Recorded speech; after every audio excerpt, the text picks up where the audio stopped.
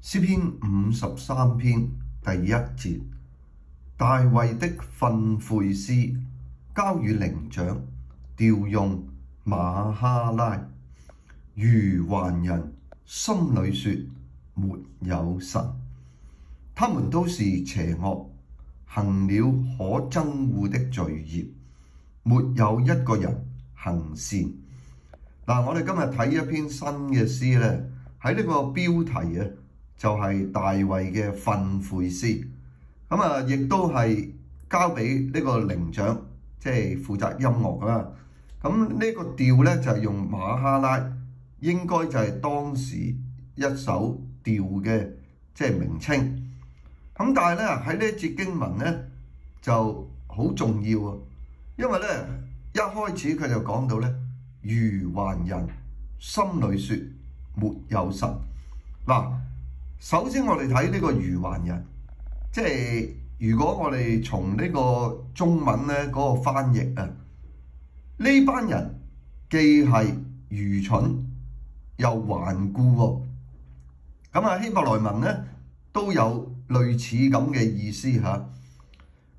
佢哋咧心裡說，大家注意咧，即係話佢哋自己喺心嗰度自己講嘅，唔係有乜嘢證據，唔係有乜嘢實質嘅強烈嘅原因去支持。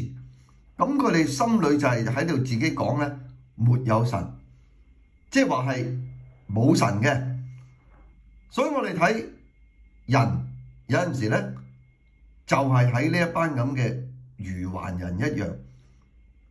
當我哋話冇神嘅時候，到底我哋有冇即係原因去支持嘅咧？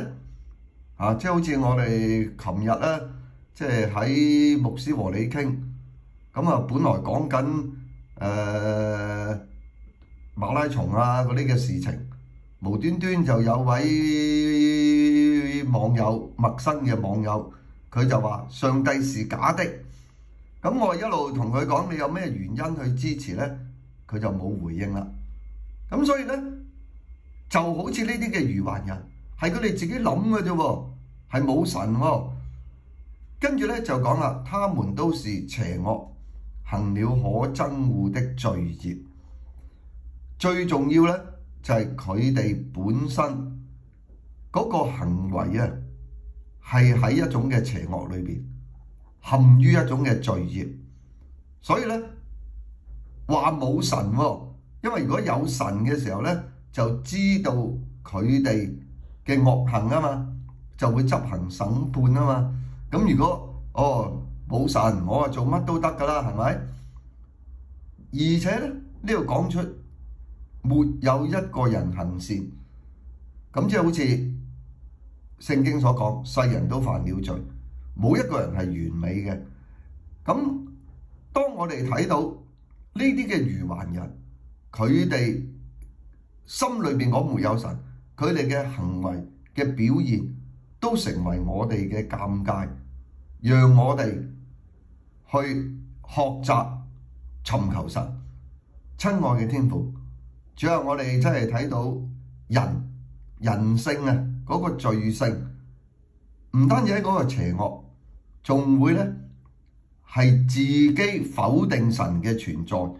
願你保守我哋，讓我哋學習去尋求你，去敬畏你，祈禱奉主名求，阿們。